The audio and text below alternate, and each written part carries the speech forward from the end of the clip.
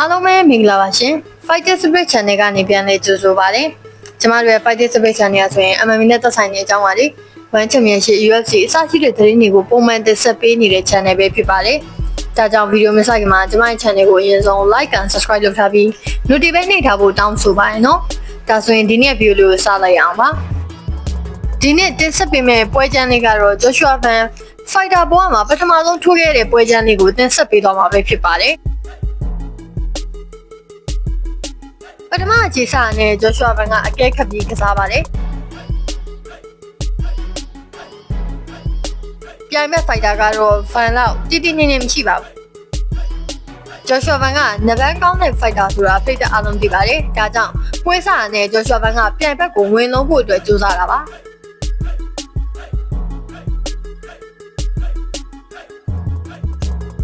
Joshua Van အောင်မြင်နဲ့တိတ်တောင်းလုပ်နိုင်ခဲ့ပါတယ်။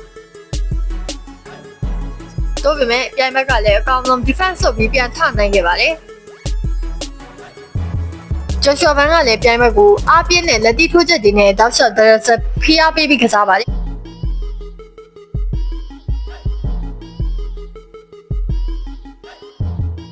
ပြိုင်ဘက်ကလည်း Joshua Van ကိုတိတ်တောင်းလုပ်ဖို့ကြိုးစားပါတယ်။ဒါပေမဲ့ Joshua Van ရဲ့တိတ်တောင်းအနေထားကအရန်ကိုမှအားကောင်းတဲ့အနေထားမှာရောက်နေတာပါ။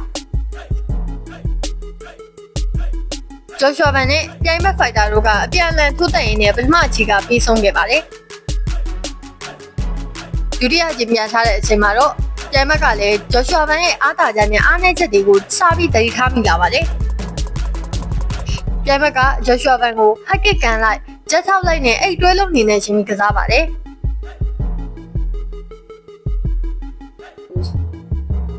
ပြိုင်ဘက်က Joshua Van ကိုတိတ်တောင်းပြန်လုပ်တဲ့အချိန်မှာတော့ Joshua Van ကအပေါ်ဘက်ကနေ position ရသွားခဲ့ပါတယ်။ဒီလိုမျိုးပဲလုံးလိုက်ထိုးလိုက်နဲ့ဒုတိယအချီပြီးကိုရောက်လာခဲ့ပါတယ်။အဲ့ဒီအချိန်မှာပဲ Joshua Van ကပြိုင်ဘက်ကိုအားပြင်းတဲ့ဒုတိုက်ချက်တွေနဲ့တိုက်လိုက်ပါတယ်။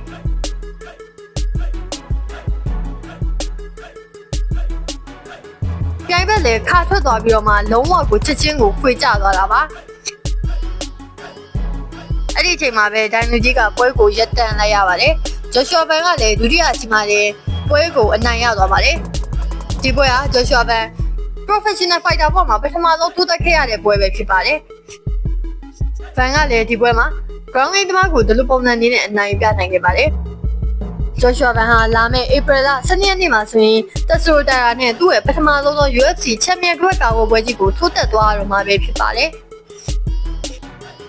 Tesoro Dara ကလည်း ground game သမားဖြစ်တဲ့အတွက်ကြောင့် fan အနေနဲ့ဒီပွဲလိုမျိုးပဲပွဲသိမ်းနိုင်မလားဆိုတော့စောင့်ကြည့်သွားမှာပါ။ဗီဒီယိုကိုအဆုံးထိကြည့်ရှုပေးခဲ့ကြတဲ့အတွက်အားလုံးကိုကျေးဇူးတင်ပါတယ်။နောက်လည်းကျွန်တော် channel ကနေဒီလို MMA နဲ့သက်ဆိုင်နေကြပါလေ။ One Championship UFC အစရှိတဲ့သတင်းတွေကိုပုံမှန်တင်ဆက်ပေးတော့မှာဖြစ်တဲ့အတွက်ကြောင့်ကျွန်မ channel ကို like and subscribe လုပ်ထားပြီး notification နှိပ်ထားဖို့တောင်းဆိုပါရနော်။အားလုံးကိုကျေးဇူးတင်ပါတယ်။